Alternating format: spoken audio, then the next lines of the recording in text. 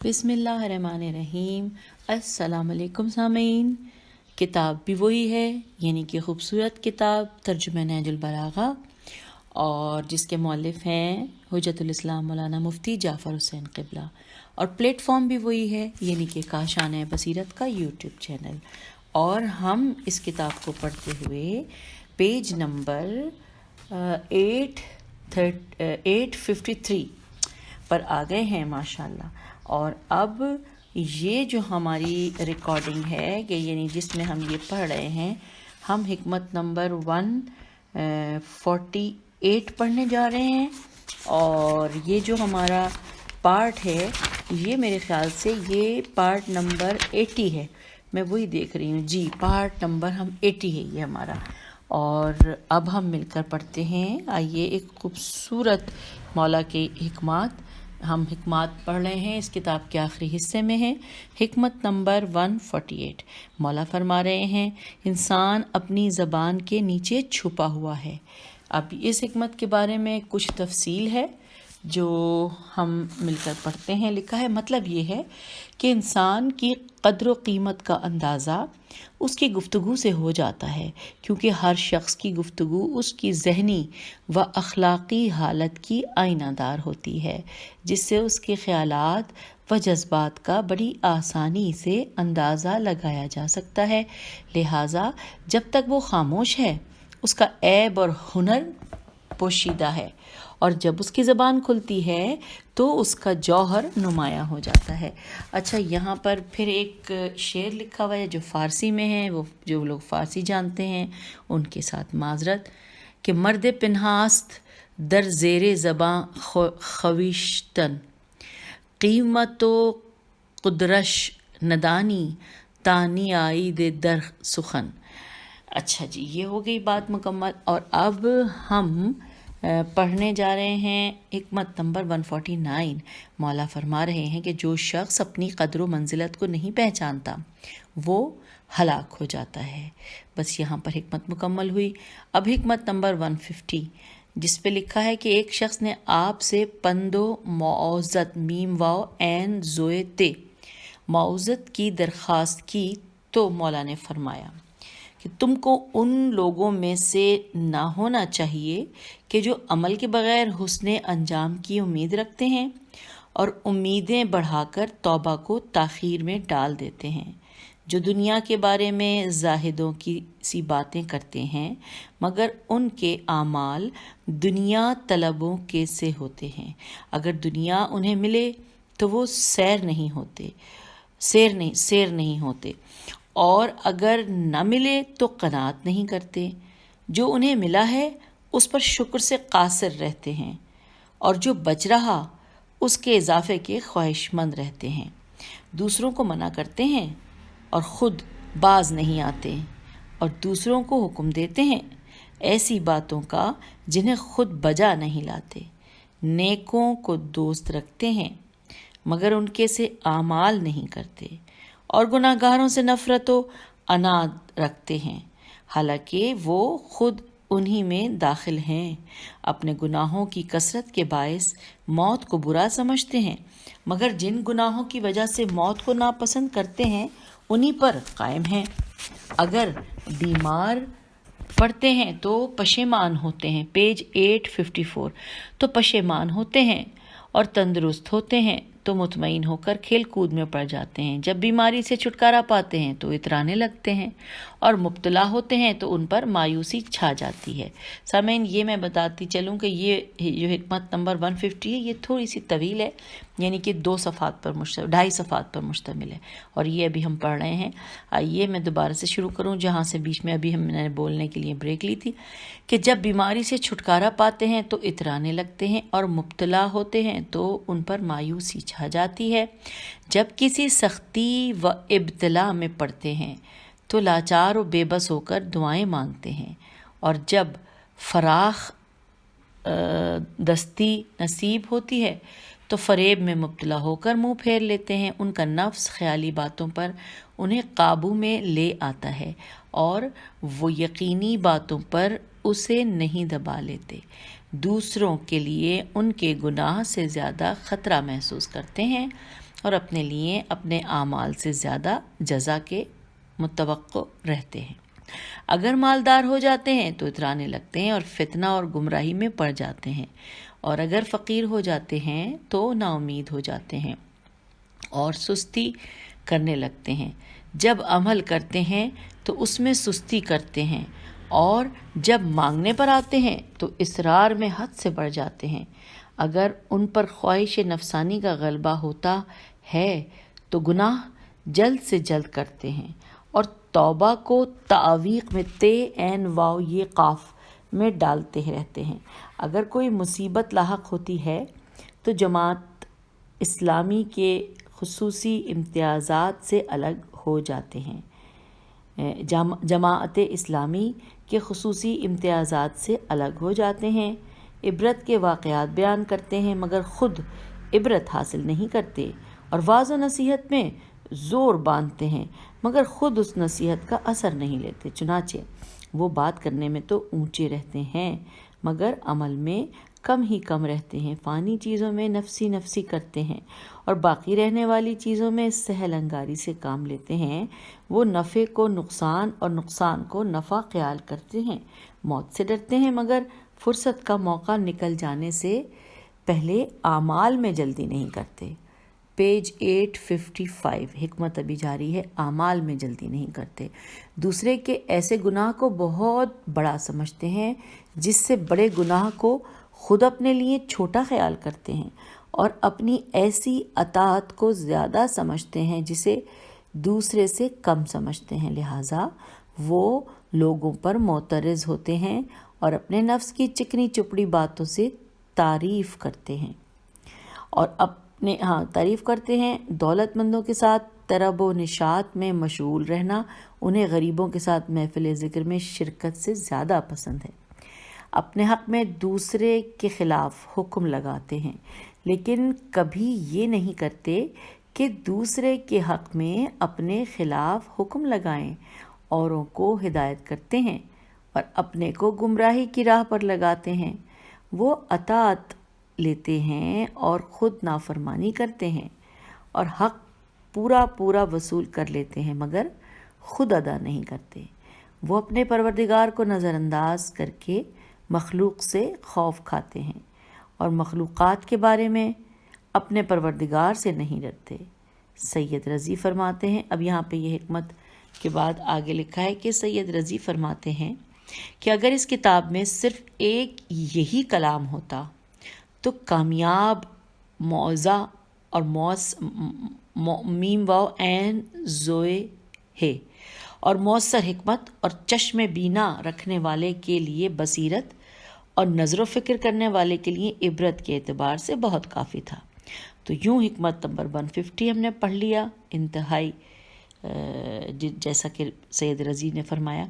آئیے حکمت نمبر 151 پڑھنے جا رہی ہوں، جو کہ ایک لائن میں ہے کہ مولا نے ارشاد فرمایا کہ ہر شخص کا ایک انجام ہے، اب خواہ وہ شیریں ہو یا تلخ۔ اگلی حکمت 152 کہ ہر آنے والے کے لیے پلٹنا ہے، اور جب پلٹ گیا تو جیسے کبھی تھا ہی نہیں۔ اب ہم آگے ہیں پیج 856 پر اور حکمت نمبر 153 پڑھنے جا رہے ہیں۔ مولا کا ارشاد ہے کہ صبر کرنے والا ظفر و کامرانی سے محروم نہیں ہوتا، چاہے اس میں طویل زمانہ لگ جائے۔ اب آئیے حکمت 154 پڑھتے ہیں۔ لکھا ہے کسی جماعت کے فعل پر رضامند ہونے والا ایسا ہے جیسے اس کے کام میں شریک ہو، اور غلط کام میں شریک ہونے والے پر 2 گناہ ہیں، ایک اس پر عمل کرنے کا اور ایک اس پر رضامند ہونے کا۔ حکمت نمبر 155 عہد و پیمان کی ذمہ داریوں کو ان سے وابستہ کرو جو میخوں کے ایسے مضبوط ہوں۔ حکمت نمبر 156 تم پر اطاعت بھی لازم ہے ان کی جن سے ناواقف رہنے کی بھی تمہیں معافی نہیں۔ اب اس حکمت کے بارے میں اس کتاب میں کچھ تفصیلات ہیں، آئیے مل کر پڑھ لیتے ہیں۔ یعنی حکمت نمبر 156 میں دوبارہ پڑھتی ہوں، لکھا ہے تم پر اطاعت بھی لازم ہے ان کی جن سے ناواقف رہنے کی بھی تمہیں معافی نہیں۔ آگے لکھا ہے کہ خداوند عالم نے اپنے عدل و رحمت سے جس طرح دین کی طرف رہبری اور رہنمائی کرنے کے لیے انبیاء کا سلسلہ جاری کیا، اسی طرح سلسلہ نبوت کے ختم ہونے کے بعد دین کو تبدیل و تحریف سے محفوظ رکھنے کے لیے امامت کا نفاذ کیا، تاکہ ہر امام اپنے اپنے دور میں تعلیمات الہیہ کو خواہش پرستی کی زد سے بچا کر اسلام کے صحیح احکام کی رہنمائی کرتا رہے، اور جس طرح شریعت کے مبلغ کی معرفت واجب ہے، اسی طرح شریعت کے محافظ کی بھی معرفت ضروری ہے، اور جاہل کو اس میں معذور نہیں قرار دیا جا سکتا، کیونکہ منصب امامت پر صدہا ایسے دلائل و شواہد موجود ہیں جن سے کسی بابصیرت کے لیے گنجائش انکار نہیں ہو سکتی۔ چنانچہ پیغمبر اکرم صلی اللہ علیہ وآلہ وسلم کا ارشاد ہے، ترجمہ، کہ جو شخص اپنے دور حیات کے امام کو نہ پہچانے اور دنیا سے اٹھ جائے تو اس کی موت کفر و ضلالت کی موت ہے۔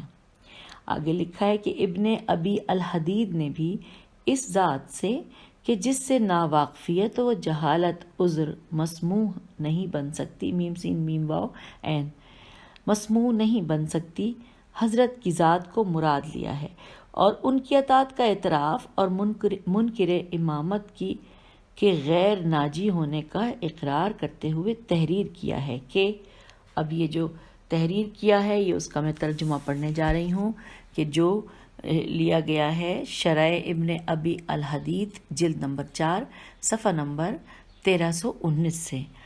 لکھا ہے کہ جو شخص حضرت علی علیہ السلام کی امامت سے جاہل اور اس کی صحت واللزوم کا منکر ہو، وہ ہمارے اصحاب کے نزدیک ہمیشہ کے لیے جہنمی ہے۔ پیج 857۔ ہمیشہ کے لیے جہنمی ہے، نہ اسے نماز فائدہ دے سکتی ہے نہ روزہ، کیونکہ معرفت امامت ان بنیادی اصولوں میں شمار ہوتی ہے جو دین کے مسلم ارکان ہیں۔ البتہ ہم آپ کی امامت کے منکر کو کافر کے نام سے نہیں پکارتے، بلکہ اسے فاسق، خارجی اور بے دین وغیرہ کے ناموں سے یاد کرتے ہیں، اور شیعہ ایسے شخص کو کافر سے تعبیر کرتے ہیں، اور یہی ہمارے اصحاب اور ان میں فرق ہے، مگر صرف لفظی فرق ہے، کوئی واقعی اور معنوی فرق نہیں ہے۔ تو یہاں پر یہ شرح ابن ابی الحدید جلد نمبر 4 صفحہ نمبر 1319 سے لیا گیا ترجمہ میں نے پڑھ کے سنا دیا۔ اب ہم حکمت نمبر 157 کی طرف جا رہے ہیں۔ مولا کا ارشاد ہے کہ اگر تم دیکھو تو تمہیں دکھایا جا چکا ہے، اور اگر تم ہدایت حاصل کرو تو تمہیں ہدایت کی جا چکی ہے، اور اگر سننا چاہو تو تمہیں سنایا جا چکا ہے۔ اب پڑھتے ہیں حکمت 158۔ اپنے بھائی کو شرمندہ احسان بنا کر سرزنش کرو، اور لطف و کرم کے ذریعے سے اس کے شر کو دور کرو۔ دوبارہ پڑھتی ہوں، اپنے بھائی کو شرمندہ احسان بنا کر سرزنش کرو، اور لطف و کرم کے ذریعے سے اس کے شر کو دور کرو۔ اس کے بارے میں کتاب میں لکھا ہے کہ اگر برائی کا جواب برائی سے اور گالی کا جواب گالی سے دیا جائے تو اس سے دشمنی و نزاع کا دروازہ کھل جاتا ہے، اور اگر برائی سے پیش آنے والے کے ساتھ نرمی و ملائمت کا رویہ اختیار کیا جائے تو وہ بھی اپنا رویہ بدلنے پر مجبور ہو جائے گا۔ چنانچہ ایک دفعہ امام حسن علیہ السلام بازار مدینہ میں سے گزر رہے تھے کہ ایک شامی نے آپ کی جاذب نظر شخصیت سے متاثر ہو کر لوگوں سے دریافت کیا کہ یہ کون ہے۔ اسے بتایا گیا کہ یہ حسن بن علی علیہ السلام ہے۔ یہ سن کر اس کے تن بدن میں آگ لگ گئی، اور آپ کے قریب آ کر انہیں برا بھلا کہنا شروع کیا، مگر آپ خاموشی سے سنتے رہے۔ جب وہ چپ ہوا تو آپ علیہ السلام نے فرمایا کہ معلوم ہوتا ہے کہ تم یہاں نو وارد ہو۔ اس نے کہا کہ ہاں ایسا ہی ہے۔ فرمایا کہ پھر تم میرے ساتھ چلو، میرے گھر میں ٹھہرو، اگر تمہیں کوئی حاجت ہوگی تو میں اسے پورا کروں گا، اور مالی امداد کی ضرورت ہوگی تو مالی امداد بھی دوں گا۔ جب اس نے اپنی سخت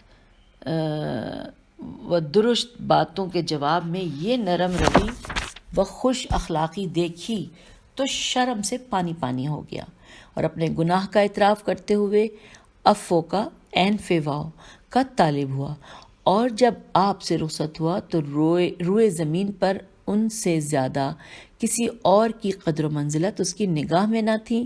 اور پھر آگے یہ فارسی کا ایک مصرع لکھا ہے کہ اگر مردی احسن، فارسی نہیں ہے یہ عربی، اگر مردی احسن الی من اسا، یہ بھی واضح نہیں ہے، میرے خیال ہے میں نہ پڑھوں کیونکہ کوئی بھی اس میں زیر زبر پیش حرکات نہیں ہے۔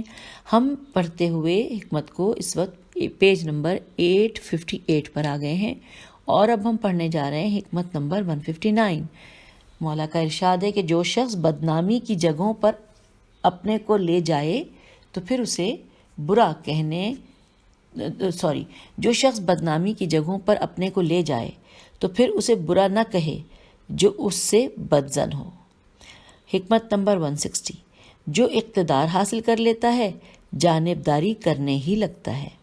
حکمت نمبر 161، جو خود رائی سے کام لے گا وہ تباہ و برباد ہوگا، اور جو دوسروں سے مشورہ لے گا وہ ان کی عقلوں میں شریک ہو جائے گا۔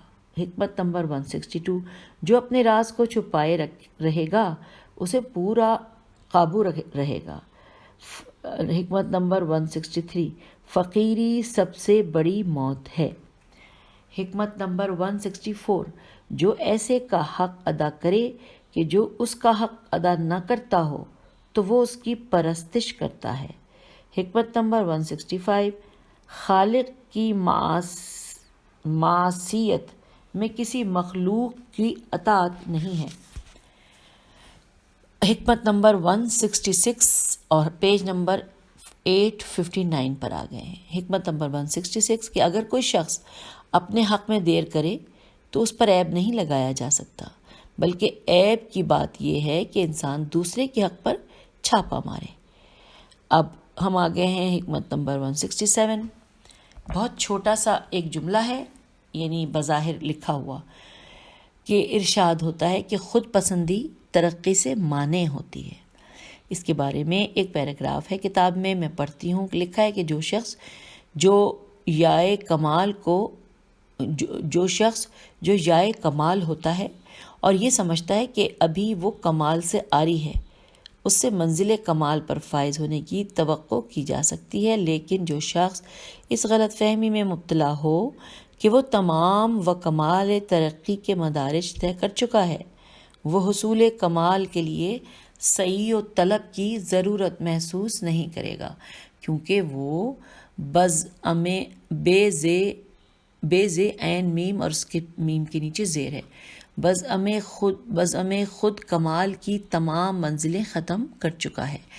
اب اسے کوئی منزل نظر ہی نہیں آتی کہ اس کے لیے تگ و دو کرے، چنانچہ یہ خود پسند و برخود غلط انسان ہمیشہ کمال سے محروم ہی رہے گا، اور یہ خود پسندی اس کے لیے ترقی کی راہیں مسدود کر دے گی۔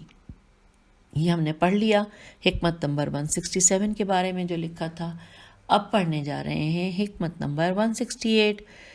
آخرت کا مرحلہ قریب اور دنیا میں باہمی رفاقت کی مدت کم ہے۔ حکمت 169، آنکھ والے کے لیے صبح روشن ہو چکی ہے۔ حکمت نمبر 170، ترک گناہ کی منزل بعد میں مدد مانگنے سے آسان ہے۔ اس کے بارے میں کتاب میں مزید کچھ لکھا ہے، آئیے پڑھتے ہیں کہ اول مرتبے میں گناہ سے باز رہنا اتنا مشکل نہیں ہوتا جتنا گناہ سے مانوس اور اس کی لذت سے آشنا ہونے کے بعد، کیونکہ انسان جس چیز کا خوگر ہو جاتا ہے، خوگر خیواؤ گافرے خوگر ہو جاتا ہے، اس کے بجا لانے میں طبیعت پر بار محسوس نہیں کرتا، لیکن اسے چھوڑنے میں لوہے لگ جاتے ہیں، اور جوں جوں عادت پختہ ہوتی جاتی ہے ضمیر کی آواز کمزور پڑ جاتی ہے اور توبہ میں دشواریاں حائل ہو جاتی ہیں۔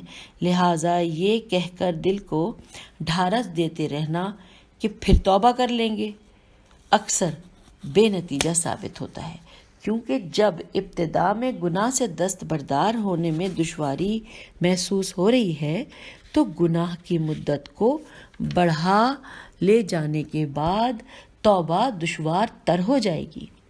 اب ہم آ گئے ہیں صفحہ نمبر 860 پر اور پڑھنے جا رہے ہیں حکمت نمبر 171۔ بسا اوقات ایک دفعہ کا کھانا بہت دفعہ کے کھانوں سے مانع ہوتا ہے۔ اس حکمت کے بارے میں 3 لائنیں لکھی ہیں، آگے تفصیل جانتے ہیں کہ یہ ایک مثل ہے جو ایسے موقع پر استعمال ہوتی ہے جہاں کوئی شخص ایک فائدے کے پیچھے اس طرح کھو جائے کہ اسے دوسرے فائدوں سے ہاتھ اٹھا لینا پڑے، جس طرح وہ شخص کہ جو ناموافق طبع یا ضرورت سے زیادہ کھا لے تو اسے بہت سے کھانوں سے محروم ہونا پڑتا ہے۔ اب ہم حکمت نمبر 172 پڑھنے جا رہے ہیں۔ ایک جملہ ہے کہ مولا کا ارشاد ہوتا ہے کہ لوگ اس چیز کے دشمن ہوتے ہیں جسے نہیں جانتے۔ اس کے بارے میں آگے تفصیلات ہیں، وہ بھی ہم پڑھتے ہیں کہ انسان جس علم و فن سے واقف ہوتا ہے اسے بڑی اہمیت دیتا ہے، اور جس علم سے عاری ہوتا ہے اسے غیر اہم قرار دے کر اس کی تنقیص نون قاف یہ سواد تنقیص و مذمت کرتا ہے۔ وجہ یہ ہے کہ وہ یہ دیکھتا ہے کہ جس محفل میں اس علم و فن پر گفتگو ہوتی ہے اسے ناقابل اعتنا الف عین تے نون الف سمجھ کر نظر انداز کر دیا جاتا ہے، جس سے وہ ایک طرح کی سبکی محسوس کرتا ہے، اور یہ سبکی اس کے لیے اذیت کا باعث ہوتی ہے، اور انسان جس چیز سے بھی اذیت محسوس کرے گا اس سے طبعاً نفرت کرے گا اور اس سے بغض رکھے گا۔ چنانچہ افلاطون سے دریافت کیا گیا کہ کیا وجہ ہے کہ نہ جاننے والے سے بغض رکھتا، دوبارہ پڑھتی ہوں کہ یہاں سے لے لیتے ہیں۔ چنانچہ افلاطون سے دریافت کیا گیا کہ کیا وجہ ہے کہ نہ جاننے والا جاننے والے سے بغض رکھتا ہے، مگر جاننے والا یہ جاننے والے سے دوبارہ یہاں سے پھر کنفیوژن ہو رہی ہے کہ چنانچہ افلاطون سے دریافت کیا گیا کہ کیا وجہ ہے کہ نہ جاننے والا جاننے والے سے بغض رکھتا ہے، مگر جاننے والا نہ جاننے والے سے بغض و عناد نہیں رکھتا۔ اور اس کے بعد سوالیہ نشان ہے۔ اس نے کہا کہ چونکہ نہ جاننے والا اپنے اندر ایک نقص محسوس کرتا ہے اور یہ گمان کرتا ہے کہ جاننے والا اس کی جہالت کی بنا پر اسے حقیر و پست سمجھتا ہوگا، جس سے متاثر ہو کر وہ اسے بغض رکھتا ہے، اور جاننے والا چونکہ جہالت کے نقص سے بری ہوتا ہے اس لیے وہ یہ تصور نہیں کرتا کہ نہ جاننے والا حقیر سمجھتا ہوگا، اس لیے کوئی وجہ نہیں ہوتی کہ وہ اس سے بغض رکھے۔ تو یہ ہم نے حکمت 172 کے بارے میں کچھ تفصیلات بھی پڑھ لی۔ حکمت نمبر 173، جو شخص مختلف رائیوں کا سامنا کرتا ہے وہ خطا و لغزش کے مقامات کو پہچان لیتا ہے۔ حکمت 174، جو شخص اللہ کی خاطر سنان غضب تیز کرتا ہے وہ باطل کے سورماؤں کے قتل پر توانا ہو جاتا ہے۔ ہم آ گئے ہیں پیج نمبر 861 پر۔ حکمت نمبر 174 کے بارے میں کچھ تفصیلات ہیں، آئیے وہ بھی پڑھ لیتے ہیں۔ پہلے دوبارہ سے میں حکمت 174 پڑھتی ہوں کہ جو شخص اللہ کی خاطر سنان غضب تیز کرتا ہے وہ باطل کے سورماؤں کے قتل پر توانا ہو جاتا ہے۔ تفصیلات ہیں کہ جو شخص محض اللہ کی خاطر باطل سے ٹکرانے کے لیے اٹھ کھڑا ہوتا ہے اسے خدا بند عالم کی طرف سے تائید و نصرت حاصل ہوتی ہے، اور کمزوری و بے سر و سامانی کے باوجود باطل قوتیں اس کے عزم میں تزلزل اور ثبات قدم میں جنبش پیدا نہیں کر سکتی، اور اگر اس کے اقدام میں ذاتی غرض شریک ہو تو اسے بڑی آسانی سے اس کے ارادے سے باز رکھا جا سکتا ہے۔ چنانچہ سید نعمت جزائری علیہ رحمہ نے زہر الربی میں تحریر کیا ہے کہ ایک شخص نے کچھ لوگوں کو ایک درخت کی پرستش کرتے دیکھا تو اس نے جذبہ دینی سے متاثر ہو کر اس درخت کو کاٹنے کا ارادہ کیا، اور جب تیشہ لے کر آگے بڑھا تو شیطان نے اس کا راستہ روکا اور پوچھا کہ کیا ارادہ ہے؟ اس نے کہا کہ میں اس درخت کو کاٹنا چاہتا ہوں تاکہ لوگ اس مشرکانہ طریقے عبادت سے باز رہیں۔ شیطان نے کہا تمہیں اس سے کیا مطلب، وہ جانے اور ان کا کام، مگر وہ کہاں گیا جی، وہ جانے اور ان کا کام، مگر وہ اپنے ارادے پر جمع رہا۔ جب شیطان نے دیکھا کہ یہ ایسا کر ہی گزرے گا تو اس نے کہا کہ اگر تم واپس چلے جاؤ تو میں تمہیں 4 درہم ہر روز دیا کروں گا جو تمہیں بستر کے نیچے سے مل جایا کریں گے۔ یہ سن کر اس کی نیت ڈاواڈول ہو گئی اور کہنے لگا کہ ایسا ہو سکتا ہے؟ اس نے کہا تجربہ کر کے دیکھ لو، اگر ایسا نہ ہوا تو درخت کے کاٹنے کا موقع پھر بھی تمہیں مل سکتا ہے۔ چنانچہ وہ لالچ میں آ کر پلٹ آیا اور دوسرے دن وہ درہم اسے بستر کے نیچے سے مل گئے، مگر 2-4 روز کے بعد یہ سلسلہ ختم ہو گیا۔ اب وہ پھر طیش میں آیا اور تیشہ لے کر درخت کی طرف بڑھا کہ شیطان نے آگے بڑھ کر کہا کہ اب تمہارے بس میں نہیں کہ تم اسے کاٹ سکو، کیونکہ پہلی دفعہ تم صرف اللہ کی رضامندی حاصل کرنے کے لیے نکلے تھے اور اب چند پیسوں کی خاطر نکلے ہو، لہٰذا تم نے ہاتھ اٹھایا تو میں تمہاری گردن توڑ دوں گا۔ چنانچہ وہ بے نیل مرام پلٹ آیا۔ یہاں پہ یہ مکمل ہو گیا۔ اب ہم پڑھنے جا رہے ہیں حکمت نمبر 175۔ لکھا ہے جب کسی امر سے دہشت محسوس کرو تو اس میں پھاند پڑو، اس لیے کہ کھٹکا لگا رہنا اس ضرر سے کہ جس کا خوف ہے زیادہ تکلیف دہ ہے۔ حکمت نمبر 176، سربراوردہ ہونے کا ذریعہ سینے کی وسعت ہے۔ حکمت 177، بدکار کی سرزنش نیک کو اس کا بدلہ دے کر کرو۔ ہم آ گئے ہیں پیج 862 پر، اور اب اس حکمت کے بارے میں کچھ آگے تفصیلات ہیں، 4-5 لائنوں کی ہیں، میں پڑھ رہی ہوں۔ لکھا ہے مقصد یہ ہے کہ اچھوں کو ان کی حسن کارکردگی کو پورا صلہ دینا اور ان کے کارناموں کی بنا پر ان کی قدر افزائی کرنا، بروں کو بھی اچھائی کی راہ پر لگانا ہے، اور یہ چیز اخلاقی مواعظ و تنبیہ و سرزنش سے زیادہ مؤثر ثابت ہوتی ہے، کیونکہ انسان طبعاً ان چیزوں کی طرف راغب ہوتا ہے جن کے نتیجے میں اسے فوائد حاصل ہوں اور اس کے کانوں میں مدح و تحسین کے ترانے گونجیں۔ یہاں پہ ہم نے یہ پڑھ لیا ہے، اور اب ہم پڑھنے جا رہے ہیں حکمت نمبر 178۔ مولا کا ارشاد ہے کہ دوسرے کے سینے سے کینہ و شر کی جڑ اس طرح کاٹو کہ خود اپنے سینے سے اسے نکال پھینکو۔ اس کے بارے میں کچھ تفصیلات ہیں۔ لکھا ہے اس جملے کے 2 معنی ہو سکتے ہیں، ایک یہ کہ اگر تم کسی کی طرف سے دل میں کینہ رکھو گے تو وہ بھی تمہاری طرف سے کینہ رکھے گا، لہٰذا اپنے دل کی کدورتوں کو مٹا کر اس کے دل سے بھی کدورت کو مٹا دو، کیونکہ دل کا آئینہ ہوتا ہے۔ جب تمہارے آئینہ دل میں کدورت کا زنگ نہ رہے گا تو اس کے دل سے بھی کدورت جاتی رہے گی، اور اسی لیے انسان دوسرے کے دل کی صفائی کا اندازہ اپنے دل کی صفائی سے بآسانی کر لیتا ہے۔ چنانچہ ایک شخص نے اپنے ایک دوست سے پوچھا کہ تم مجھے کتنا چاہتے ہو؟ اس نے جواب میں کہا کہ اپنے دل سے پوچھو، یعنی جتنا تم مجھے دوست رکھتے ہو اتنا ہی میں تمہیں دوست رکھتا ہوں۔ دوسرے معنی یہ ہیں کہ اگر یہ چاہتے ہو کہ دوسرے کو برائی سے روکو تو پہلے خود اس برائی سے باز آؤ، اس طرح تمہاری نصیحت دوسرے پر اثر انداز ہو سکتی ہے، ورنہ بے اثر ہو کر رہ جائے گی۔ اب ہم پڑھنے جا رہے ہیں حکمت نمبر 179۔ ضد اور ہٹ دھرمی صحیح رائے کو دور کر دیتی ہے۔ حکمت نمبر 180، لالچ ہمیشہ کی غلامی ہے۔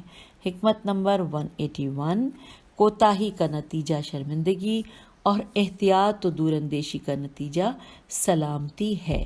اور یہاں پر پیج نمبر 862 حکمت نمبر 181 کے اوپر ہم اس ریکارڈنگ کو روک دیتے ہیں۔ اس سفر کو یہاں پہ تھوڑی دیر کے لیے ہم اور آپ جدا ہوں گے، یعنی کہ اگلی آڈیو میں ہم پھر ملیں گے اور مل کر اس کتاب کو آگے پڑھیں گے۔ خدا حافظ، فی امان اللہ۔